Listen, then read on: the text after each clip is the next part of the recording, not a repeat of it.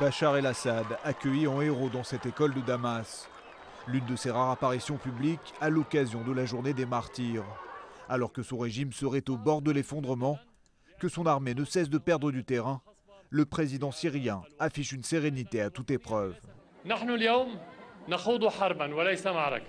Aujourd'hui, nous sommes engagés dans une guerre. Et une guerre, ce n'est pas une bataille, mais une série de batailles. Nous ne parlons pas de dizaines ni de centaines, mais de milliers de batailles. Et naturellement, dans des batailles, il y a des retraites, des victoires et des pertes. Il y a des hauts et des bas. À ses partisans qui l'acclament, le président Assad a promis la reconquête prochaine de Jizr al-Shughur, ville stratégique du nord de la Syrie, prise par les rebelles le mois dernier. Mais la priorité du régime est ailleurs. Il s'agit de la région de Kalamoun. Dans cette zone montagneuse, à cheval entre le Liban et la Syrie, Damas s'en remet au Hezbollah.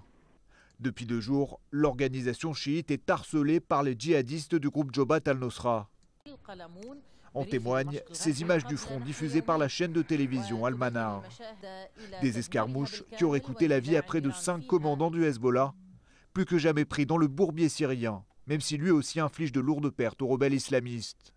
Mardi soir, son chef, le cheikh Hassan Nasrallah, a promis que l'offensive tant attendue du Kalamoun arriverait en temps et en heure. Nous ne diffuserons aucune déclaration. Lorsque cette opération commencera, elle parlera pour elle-même et elle s'imposera dans les journaux. Comme ça, tout le monde saura qu'elle a commencé. Mais dans cette bataille, où il aurait engagé près de 4000 hommes, le Hezbollah joue peut-être sa survie militaire et politique, alors qu'au Liban, sa cote de popularité est de plus en plus mise à mal par les attaques du camp de Saad Hariri et d'autres figures politiques de plus en plus inquiètes des répercussions du conflit syrien sur leur pays.